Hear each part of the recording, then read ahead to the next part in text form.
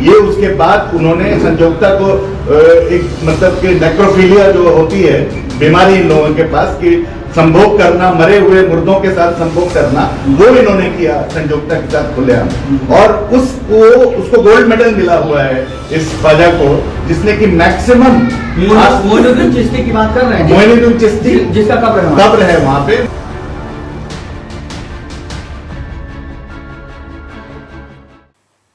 ناظرین، ملی ڈائجسٹ میں آپ کا استقبال ہے. میں مبارک عمری.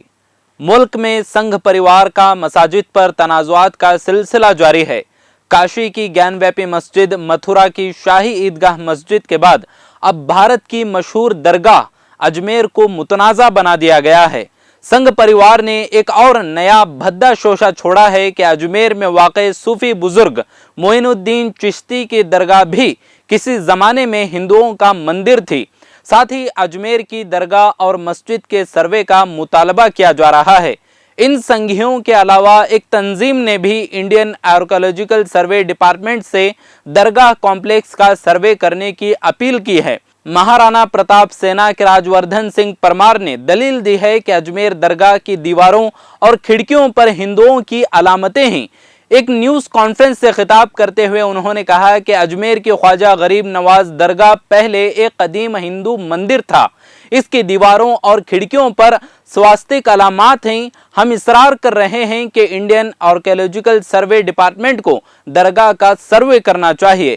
اجمیر درگاہ کی گورننگ باڈی نے اس بیان کو مسترد کر دیا ہے. واضح کیا ہے کہ درگاہ کی دیواروں اور کھڑکیوں پر ایسا کوئی نشان نہیں ہے. درگاہ میں ایسی کوئی نشانیاں تک نہیں ہیں، اس لیے یہ دعویٰ ناقابل قبول ہے. انجمن سید زادگان کے صدر معین الدین چشتی نے کہا کہ لاکھوں ہندو اور مسلمان ہر سال اجمیر کی درگاہ پر حاضری دیتے ہیں. میں پوری ذمہ داری کے ساتھ کہہ رہا ہوں کہ درگاہ میں سواستک کا کوئی نشان نہیں ہے. درگاہ 850 سال سے قائم ہے اور ایسا کوئی سوال ہی پیدا نہیں ہوتا. انہوں نے افسوس ظاہر کیا کہ ملک آج ایک ایسے ماحول میں ہے جو اس سے پہلے کبھی نہیں تھا. خواجہ معین الدین چشتی کی قبر پر سوال اٹھانے کا مطلب ہے کروڑوں لوگوں کے جذبات کو ٹھیس پہنچانا جو وہاں مذہبی امتیاز کے بغیر عبادت کرتے ہیں.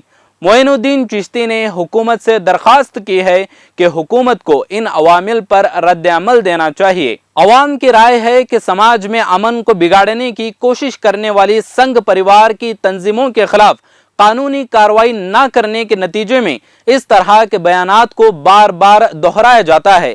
ایک بار پھر ملک میں بابری مسجد کی تاریخ دہرائی جا رہی ہے، لیکن اس بار ایک ساتھ کئی مساجد کو نشانے پر رکھا گیا ہے. وہی سب کچھ ہو رہا ہے جو بابری مسجد کے لیے کیا گیا تھا. پہلے بیان بازی، پھر بھگوان کو فریق بنا کر مقدمے کا اندراج، پھر عدالت کے ذریعے تحقیقات کا حکم، میڈیا پر مباحثے، آستھا اور عقیدے کی بحث، یہاں تک کا سفر ہو چکا ہے. اس کے بعد ظاہر ہے کسی دن وہاں شدت پسند جمع ہوں گے، مسجد پر چڑھیں گے اور توڑ دیں گے. کچھ سیاستدان گھڑیالی آنسو بہائیں گے، عدالتوں میں سماعت ہوگی. مسلم لیڈرشپ سے عہد لیا جائے گا کہ عدالت کا فیصلہ تسلیم کریں گے. اس کے بعد آستھا کو بنیاد بنا کر ہندو فریق کے حق میں فیصلہ کر دیا جائے گا. اس طرح ایک اور مسجد کا زمین سے نام و نشان مٹا دیا جائے گا. یہ عمل ٹھیک اسی طرح کا ہوگا جس طرح بابری مسجد کے مقدمے میں ہوا تھا. مسلمان صبر کریں گے اور ہندو اپنی فتح کے بعد متھرا کی شاہی مسجد عیدگاہ کی جانب کوچ کریں گے. یہ سلسلہ اس وقت تک جاری رہے گا جب تک کوئی عدل پسند حکومت برسر اقتدار نہ آ جائے. موجودہ حکومت سے کسی بھی خیر کی توقع کرنا فضول ہے. اس کا اپنا ایجنڈا ہے، اس کا ایک نظریہ ہے جس کی بنیاد ہی بھید بھاؤ، اونچ نیچ اور ظلم پر رکھی ہوئی ہے. موجودہ فسطائی سرکار کے دور میں درجنوں بار آئین کا مذاق اڑایا گیا، مگر اس بار یہ مذاق خود عدلیہ کی جانب سے اڑایا جا رہا ہے، جو انتہائی افسوسناک ہے.